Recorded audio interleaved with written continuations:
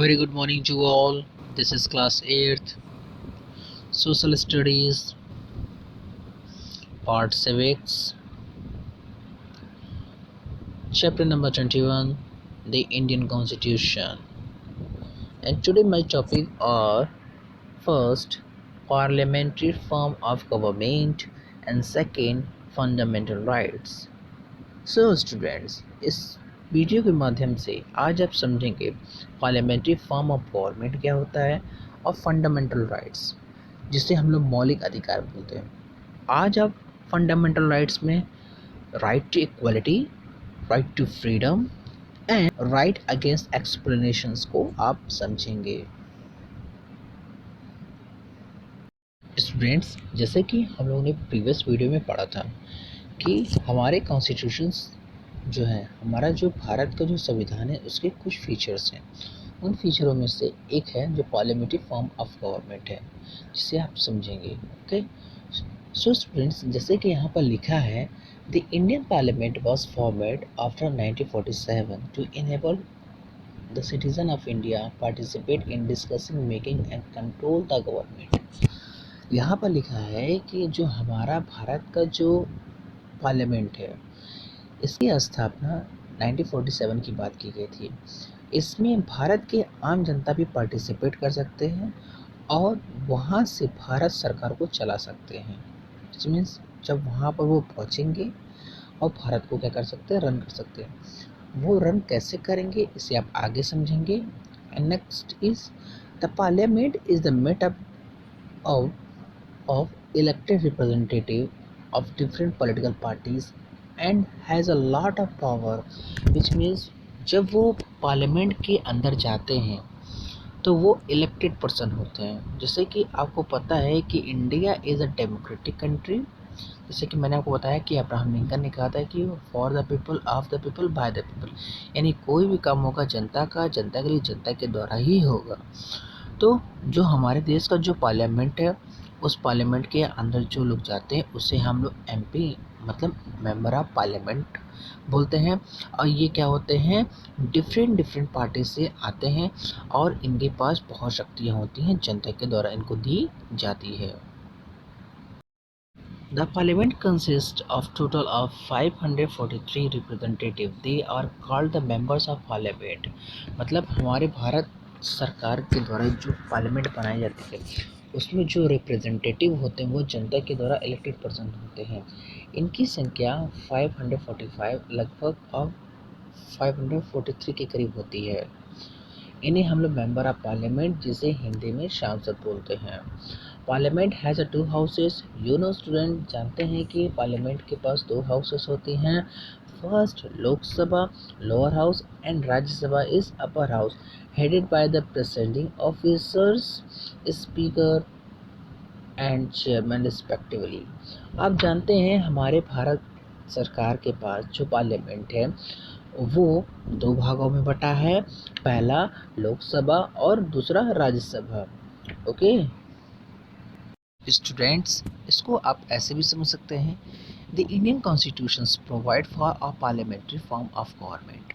हमारा जो भारत का जो संविधान है वो हमें पार्लियामेंट्री फॉर्म ऑफ गवर्नमेंट को क्या करता है, प्रदान करता है।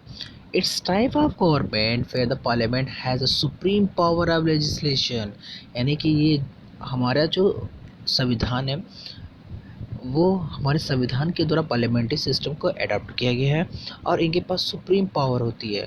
सुप्रीम पावर क्या होती है, क्योंकि ये क्या करते हैं, कानून को बनाते हैं। The people of India have a direct role in the electing their representatives, यानी क्या है कि जो मेंबर ऑफ पार्लियामेंट होता है जिसे हम सांसद बोलते हैं, ये इलेक्टेड पर्सन होते हैं। जैसे कि मैंने आपको बताया कि अब्राहम लिंकन ने क्या कहा था, by the people, for the people, of the people, यानी कि कोई भी काम किसके प्रति होगा, जनता के प्रति होगा। जैसे कि स्टूडेंट्स इस आप इमेज में देख रहे हैं, यहाँ तक पहुँचने के लिए लोग क्या करते हैं, इनको इलेक्ट करते हैं। जिसे इलेक्टेड बाय द पीपल जो पर्सन होते हैं वही जा करके यहाँ के मेंबर बनते हैं, जिसे हम लोग मेंबर ऑफ पार्लियामेंट, जिसे हिंदी में सांसद बोलते हैं। Okay, further every citizen of country irrespective of his her social background can contest elections. कहता है भारत का कोई भी व्यक्ति क्या कर सकता है, चुनाव लड़ करके यहाँ पर तक वो पहुँच सकता है। द इलेक्टेड रिप्रेजेंटेटिव और अकाउंटेबल ऑफ द पीपल, यानी जो व्यक्ति चुन करके यहाँ जाएगा वो जनता के प्रति क्या होगा, वो उत्तरदायी होगा। Okay, and next topic is fundamental rights. There are six fundamental rights in our country, which are the right to equality, right to freedom, right against exploitation, right to freedom of religion, culture and educational rights, right to constitutional remedies. So students, जैसे कि मैंने आपको बताया कि आज आप इस video में right to equality, right to freedom and right against explanation को समझेंगे। एंड नेक्स्ट वीडियो में आप right to freedom of religion, right to freedom of constitutional remedy and cultural and educational rights को समझेंगे। Fundamental rights, the constitution granted certain basic right of every citizen of India. जैसे कि भारत सरकार के द्वारा जो संविधान है, यानी कि जो हमारा संविधान है, हमारे संविधान में कुछ हम लोग को मौलिक अधिकार दिए गए हैं जिसे हम लोग फंडामेंटल राइट्स बोलते हैं।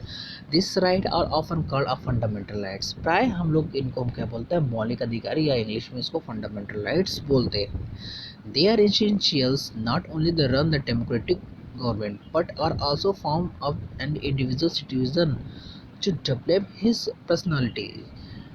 ये जो हमें जो मौलिक अधिकार दी जाती है, ये संविधान के द्वारा दी जाती है। ये किसी देश के बारे में हमें पता चल जाता है कि उस देश के लोगों को किस तरह डेवलप कर रहा है। अगर हमारे पास कोई राइट नहीं होगा तो हम अपने आप को डेवलप नहीं कर सकते। स्टूडेंट्स, जैसे कि मैंने आपको बताया कि आप यहाँ पे 3 फंडामेंटल राइट्स को समझेंगे। नेक्स्ट वीडियो में 3 फंडामेंटल राइट्स को और आप समझेंगे। फर्स्ट, राइट टू इक्वालिटी, यानी समानता का अधिकार।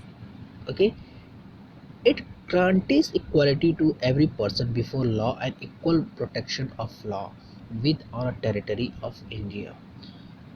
आप यहाँ पर राइट टू इक्वालिटी यानी कि समानता के अधिकार को समझ रहे हैं। संविधान के द्वारा चाहे कोई भी व्यक्ति हो, उसको मौलिक अधिकार दी गई है और सब कानून के समक्ष में क्या है, बराबर है, किसी के साथ डिस्क्रिमिनेशन नहीं किया गया है।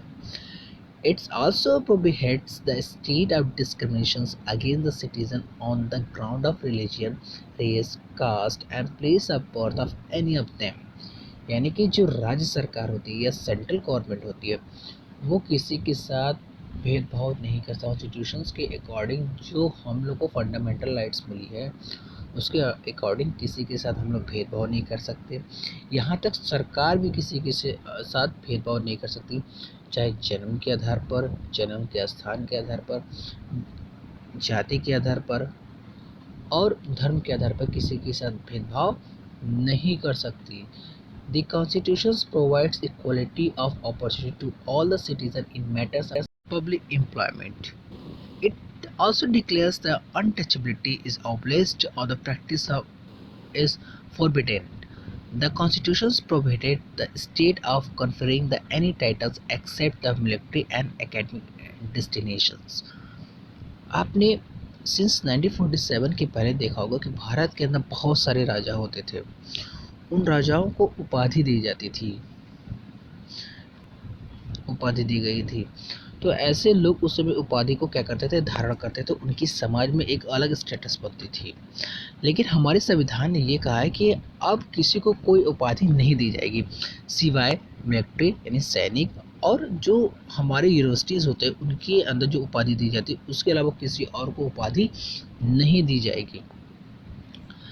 राइट टू इक्वालिटी का मतलब हुआ है कि सबको कानून के समक्ष बराबर रखा गया, सबको समानता का अधिकार है, चाहे वो नौकरी पाने का, चाहे वो कानून का, सबको कानून के समक्ष क्या रखा गया है, बराबर रखा गया है। Okay, and second, right to freedom यानी स्वतंत्रता का अधिकार. This includes the right to freedom of speech, expressions, freedom of assembly, peaceful for association, to travel the any part of the country. Right to freedom which means स्वतंत्रता का अधिकार. स्वतंत्रता का अधिकार का मतलब यह होता है हमारे भारत की जो संविधान उसके द्वारा जो फंडामेंटल राइट्स है हमें स्वतंत्रता का अधिकार दिया गया. यह अधिकार का मतलब यह होता है कि हमें कुछ भी बोलने का अधिकार है, हमें स्वतंत्रता है, पीसफुली शांतिपूर्वक जुलूस निकालने का अधिकार है, हम भारत के किसी भी पार्ट में जाकर के रह सकते हैं, बस सकते हैं. ये हमें क्या मिली है? Right to freedom. और ये राइट टू फ्रीडम कहाँ से मिली? हमारे कॉन्स्टिट्यूशन से. हम शांतिपूर्वक असेंबली कर सकते हैं, बेशर्ते वो ऐसे शब्द का यूज़ ना किया जाए जिससे दूसरों को आघात पहुँचे. सो ये हमें राइट टू फ्रीडम हमें कॉन्स्टिट्यूशन के अकॉर्डिंग मिला है. The right to freedom also seek and ensure the right to the personal life of the liberty. Article 20 provides that no person can be awarded the punishment which is more than what the law and at the time. It also the state that no person can be the convicted twice for the same offense. Article 21 states no person can be denied his life and the liberty except by law. So student, जैसे कि आप यहाँ पर right to freedom को समझ रहे थे, जैसे यहाँ पर मैं आपको बताना चाहूँगा freedom of speech and expression, freedom of assembly peacefully from the association for the travel by any part of the India. यानी क्या है कि हमें ये संविधान के द्वारा ये अधिकार दिया गया है, स्वतंत्रता का अधिकार. हम सरकार के प्रति बोल सकते हैं, बेशर्ते वह शब्द किसी दूसरे व्यक्ति को ठेस ना पहुँचे. इसके साथ ही साथ हम जुलूस भी निकाल सकते हैं, सरकार की आलोचना तक कर सकते हैं, लेकिन मैंने आपको बताया कि वो शब्द का प्रयोग ना करके जिससे दूसरे समाज के लोग को उसका बुरा इफेक्ट पड़े. इसके साथ ही साथ हमें यह अधिकार भी मिला है स्वतंत्रता का, हम कुछ भी कर सकते हैं बेशर्ते दूसरे पे वो इफेक्ट ना पड़े. सो स्टूडेंट, यहाँ पे आपने समझा right to. Next, right against explanation which means शोषण के विरुद्ध अधिकार. यानी क्या है कि हमारे ऊपर कोई शोषण नहीं कर सकता. The right against explanation allow Indian citizen stand up against the kind of explanation. यानी कि शोषण के विरुद्ध अधिकार हमारे ऊपर, क्योंकि जैसे कि आपने यहाँ पे पढ़ा राइट टू फ्रीडम, जब हमारे पास स्वतंत्रता है तो हमारे पर कोई शोषण कर ही नहीं सकता. He and she the might of going the through the articles 24 the prohibit force labour. यानी क्या है कि हमसे कोई ज़बरदस्ती काम नहीं करा सकता. ये हमें संविधान के द्वारा ये हमें अधिकार दी गई है. And article 24 prohibits the employment of children below the age of 14 years. जिसकी एज 14 ईयर्स से कम है वो किसी भी शॉप पर किसी के अधीन काम नहीं कर सकते हैं, क्योंकि 14 ईयर्स के कम के बच्चे होती है उनका जो अधिकार होता है राइट टू एजुकेशनल यानी कि शिक्षा का अधिकार होता है, ना कि काम करने का. उनको काम अगर करते देखे जाते हैं तो ये दंडनीय अपराध माना जाता है. सो स्टूडेंट्स, आपने इस वीडियो में आज आपने समझा पार्लियामेंट्री फॉर्म ऑफ गवर्नमेंट, जिसमें आपने जाना कि भारत में दो तरह के गवर्नमेंट हैं, लोकसभा एंड राज्यसभा. जैसे कि मैंने आपको बताया कि two types of government, central government और स्टेट गवर्नमेंट. लेकिन लोकसभा राज्यसभा ये पार्लियामेंट के क्या है, एक पार्ट है. इसके साथ ही साथ आप ये भी समझे फंडामेंटल राइट्स. फंडामेंटल राइट्स में आपने right to equality, right to freedom and right against exploitation को आपने समझा. एंड नेक्स्ट वीडियो में आप पढ़ेंगे right to freedom of religion and second cultural and educational rights.